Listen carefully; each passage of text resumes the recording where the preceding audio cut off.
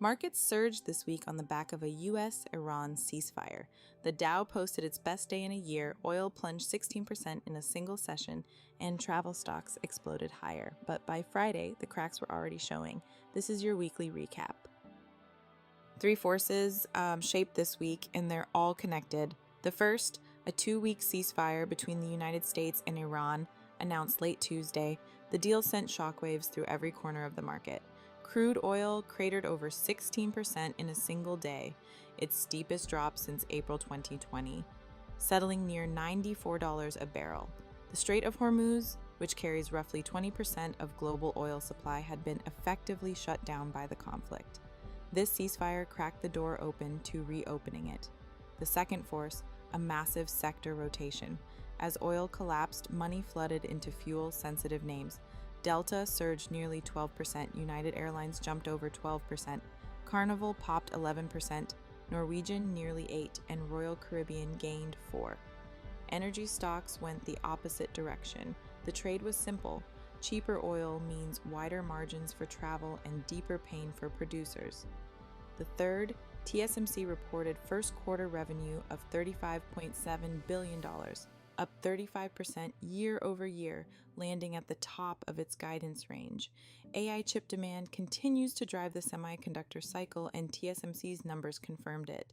The stock rose 3% on Friday, heading into next week's full earnings call. Here's where the major indices landed on Friday. The S&P 500 closed at 6,816, up 3.6% on the week, its strongest showing since November. The Nasdaq outperformed at 20,902, gaining 4.7%, fueled by tech strength and the TSMC tailwind.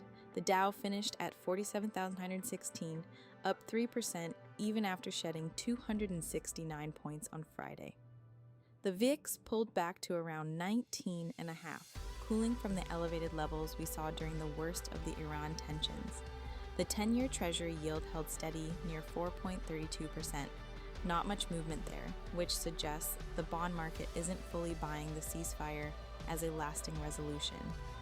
And Bitcoin hovered around $72,700, relatively flat as crypto stayed on the sidelines this week. Oil tells the most important story. West Texas Intermediate swung from above $110 to below $95 on Tuesday, then crept back toward $90 by Friday as doubts about the ceasefire mounted. That volatility isn't resolved, it's paused. So what does this all mean? This week's rally was real, but the foundation underneath it is fragile. The ceasefire sparked the kind of relief move that happens when markets have been pricing in worst-case scenarios for weeks. Oil above $110, shipping lanes closed, inflation fears accelerating, all of that pressure released in a single session on Tuesday. But here's the problem. By Thursday, President Trump accused Iran of violating the agreement, saying they were doing a poor job of reopening the strait. Oil crept back above $99. Friday's session saw the S&P give back a fraction of its gains, and the Dow dropped 269 points. The market is starting to realize that a 2-week ceasefire is not the same as a resolution. The sector rotation we saw out of energy into airlines and cruises makes sense in the short term, but the airline industry's own trade group warned that even if the strait reopens, jet fuel supply chains could take months to normalize. Carnival and Norwegian are still trading well below their pre-crisis levels. The pop was a relief trade, not a recovery. What's actually durable from this week? TSMC's numbers.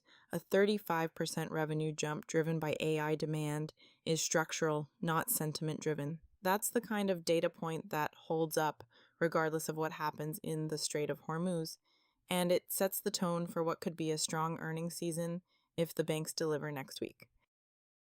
Next week is loaded. 6 of the largest banks in the country report earnings: JP Morgan, Goldman Sachs, Citigroup, Wells Fargo, Morgan Stanley, and Bank of America. Bank earnings will tell us how corporate America is navigating the uncertainty. Loan demand, credit quality, trading revenue. If the banks come in strong, it could extend this rally.